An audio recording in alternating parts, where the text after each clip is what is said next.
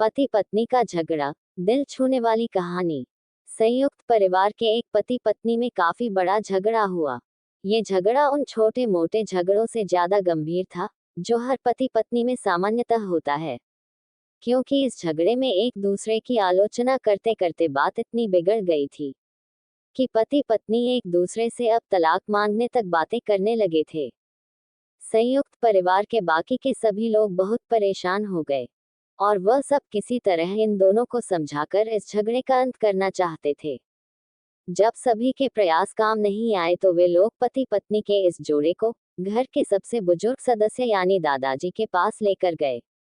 जब दोनों पति पत्नी दादाजी के कमरे में प्रवेश किए तो दादाजी ने उन दोनों को बैठने के लिए कहा और फिर पूछा कि बताओ तुम्हारी समस्या क्या है। दोनों पति पत्नी एक साथ बोल पड़े और एक दूसरे पर आलोचनाओं की झड़ी लगा दी।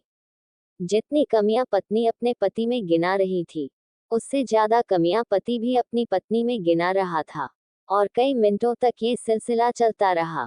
दादाजी ने भी इन दोनों को नहीं रोका और इनको अपना अपना गुस्सा एक दूसरे पर उतारने दिया।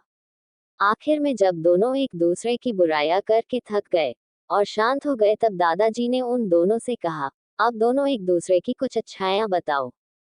जब अच्छाई बताने का समय आया तब दोनों ही पति और पत्नी एकदम से चुप हो गए।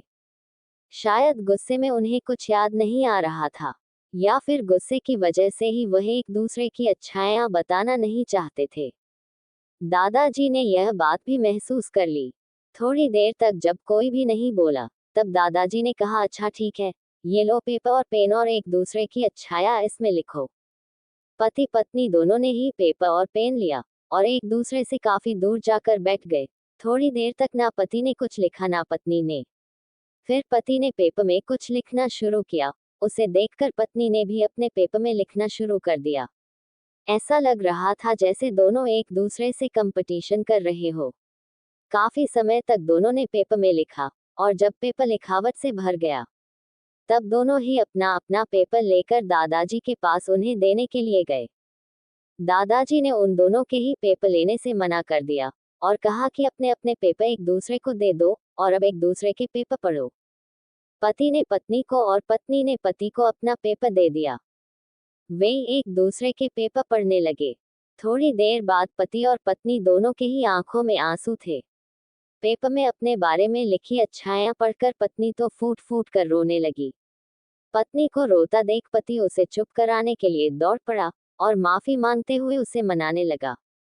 पत्नी ने भी पति से माफी मांगी और माहौल ऐसा हो गया जैसे कभी कोई झगड़ा हुआ ही नहीं था। दोस्तों, कमियां और खूबियां जगत के हर इंसान में होती है, लेकिन समझना हमें होता है कि हम कमियां देखकर अपने जीवन को नर्क बना ले या खूबियां देखकर अपने जीवन को स्वर्ग बना दें। दोस्तों, अगर आपको ये कहानी अच्छी लगी हो तो चैनल को लाइक एंड शेयर जरूर करें। धन्यवाद।